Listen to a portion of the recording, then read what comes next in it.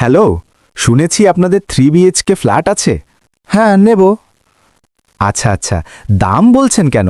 আমি জিজ্ঞেস করেছি আছে কি না। টাকা পয়সার কথা এখনই আনবেন না।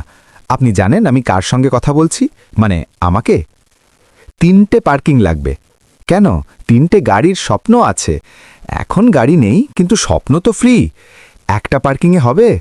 আচ্ছা ঠিক আছে, আপাতত সাইকেলটা রাখলেই চলবে। এইসব ডিটেলস ফাইনাল করার জন্যই তো আমি আসছি, হেঁটে না, সাইকেলেই। ফ্ল্যাট নেব 10-15 বছর পরে। কি এখনই নেব না বলে রাগ করছেন? গালাগালি কেন? আপনি বুঝছেন না, আপনি একটা ফিউচার কোটিপতির সঙ্গে কথা বলছেন।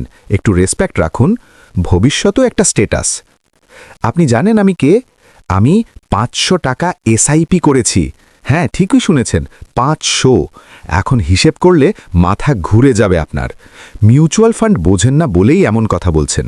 আমার প্ল্যান আছে, ভিশন আছে, ইন্ডাস্ট্রি বানাবো, ইন্ডাস্ট্রিয়ালিস্ট হব। দেখুন, এত বছর ধরে টাটাকে কেউ টেক্কা দিতে পারিনি, কারণ প্রতিদ্বন্দ্বী এখনো নামেনি। নামবে 10 বছর পরে, আমি। তাই বেশি কথা বলবেন না, রতনে রতন চেনে। আর এই যে ভাবছেন আমি 500 টাকাতেই আটকে থাকব, না না, আস্তে আস্তে বাড়াবো। 500, তারপর 550, এইভাবে একদিন এমন জায়গায় যাবে আপনি ক্যালকুলেটর দিয়েও ভাবতে পারবেন না। কিছু টাকা বিজনেসে, কিছু টাকা জমিতে, 10-15 বছর পর আর কি। তাই এখন যদি কোথাও জমি সস্তায় পান, কিনে নিন। পরে বলবেন না সুযোগ দেননি। আমি কিন্তু তখন ব্যস্ত থাকব। আচ্ছা একটা কথা, রোলস রয়েসের যে গাড়িটা, সেটা কি এখন থেকেই বুক করতে হয়, না 15 বছর পর দিলেও চলবে? কারণ আমি প্ল্যানিং মানুষ। এই কথা মনে রাখবেন, সাবধানে কথা বলবেন। তোর বংশ কিনে নেওয়ার ক্যাপাসিটি আছে আমার।